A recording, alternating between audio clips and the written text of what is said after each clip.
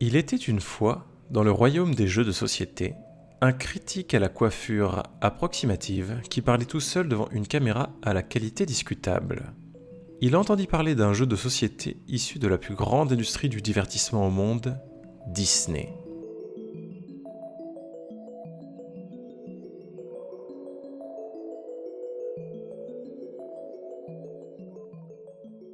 Dans ce jeu, les joueurs incarnaient non pas des héros, mais des méchants issus des dessins animés Disney. Et le cartographe se dit alors « Ouais, bof, y a plein de trucs à tester en ce moment et on a une partie de Twilight Imperium à planifier. » Mais les méchants n'avaient pas dit leur dernier mot. Ni leur premier d'ailleurs. Ils tendirent une embuscade au cartographe qui, pris au piège, se retrouva forcé à jouer. Le cartographe prit son plus beau costume de méchant, son meilleur rire démoniaque et s'installa à la table pour incarner Jafar. Dans Villainous, chacun des méchants avait son propre objectif et son propre plateau, avec une répartition des actions différentes. Le but de Jafar était simple, il devait jouer le scarabée d'or pour déverrouiller la caverne aux merveilles, placer la lampe merveilleuse sur la caverne aux merveilles pour aller chercher la carte du génie, déplacer la lampe jusqu'au palais du sultan et hypnotiser le génie. Ouais, enfin au moins il savait ce qu'il avait à faire.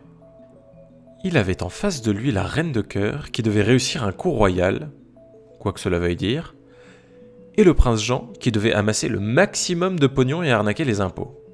Et le jeu fut lancé, les héros se déplaçaient, du labyrinthe à la maison du lapin blanc, de la forêt de Sherwood à Nottingham, des rues d'Agraba au palais du sultan. Chaque lieu leur permettait d'effectuer des actions spécifiques, jouer des alliés, des objets ou des événements, mais surtout, pourrir les autres. Dans Villainous, on n'était pas un méchant pour rien. Il fallait soigner son regard machiavélique pour quand on allait jouer Alice dans le royaume de la reine de cœur. Oui, je soignais. Un peu plus. Lorsque l'on jouait une fatalité, on pouvait placer un héros sur une des cases d'un adversaire lui bloquant certaines actions. Pour débloquer ces actions, le méchant adverse devait éliminer les héros en les affrontant avec ses alliés dans un combat sans merci.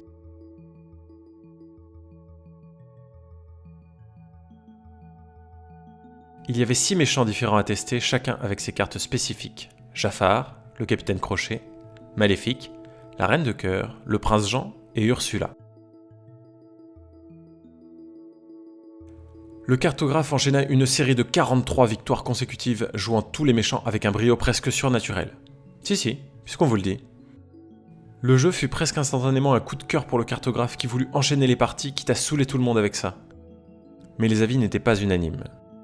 Certains reprochaient à ce jeu une dose trop forte de hasard, voire parfois une absence de choix stratégique.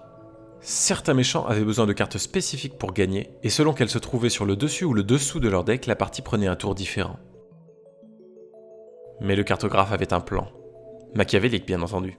Il allait les faire jouer encore et encore, gagnant encore et encore, déjouant leurs plans diaboliques les uns après les autres, prenant ainsi petit à petit le contrôle du monde. Bon, après il faudrait qu'il sache quoi en faire. Mais bon, il avait le temps d'y réfléchir. Et puis soudain, une faille apparut dans le plan du cartographe. Il ne pouvait pas jouer en boucle à Villainous s'il avait d'autres jeux à tester, des jeux qui sortaient inlassablement toutes les semaines, jeu après jeu, nouveauté après nouveauté. Et il devait faire des vidéos, en parler, partager sa passion autour de lui. Alors il se dit, la conquête du monde peut attendre, il est entre de bonnes mains. Les jeux n'attendent que moi. Bon, ce soir on joue à quoi ?